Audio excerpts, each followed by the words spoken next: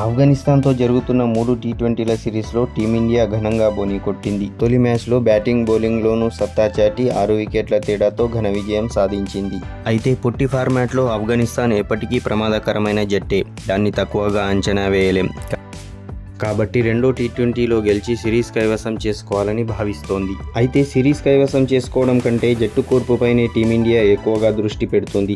అంతేగాక T20 world cup ముందు భారత్ ఆడే ఆఖరి టీ20 సిరీస్ ఇదే. ఈ నేపథ్యంలో ఇండోర్ వేదికగా ఆదివారం జరిగే రెండో టీ20 మ్యాచ్పై సర్వత్రా ఆసక్తి నెలకొంది. కాగా రెండో టీ20లో భారత తుది జట్టులో మార్పులు చేసే అవకాశం ఉంది. 14 నెలల తర్వాత రీ-ఎంట్రీ ఇస్తున్న విరాట్ కోహ్లీ కోసం ఓ బ్యాటర్ తన స్థానాన్ని త్యాగం చేయాల్సిన పరిస్థితి ఏర్పడింది.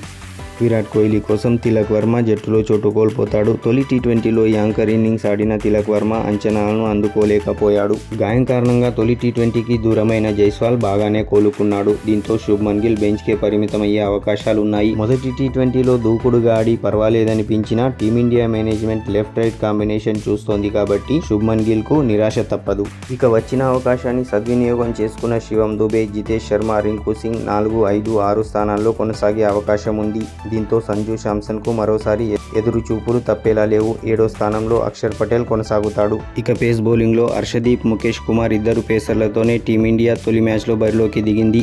మరో పేసర్ కావాలనుకుంటే మాత్రం సుందర్పై వేటు పడుతుంది.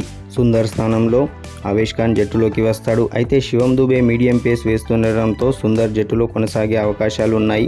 మరోవైపు రవి బిష్ణోయ్ స్థానంలో కుల్దీప్ యాదవ్ జట్టులోకి వచ్చే అవకాశాలున్నాయి. మొదటి మ్యాచ్లో రవి బిష్ణోయ్ 3 ఓవర్లే వేసి 35 పరుగులు సమర్పించుకున్న విషయం తెలిసిందే.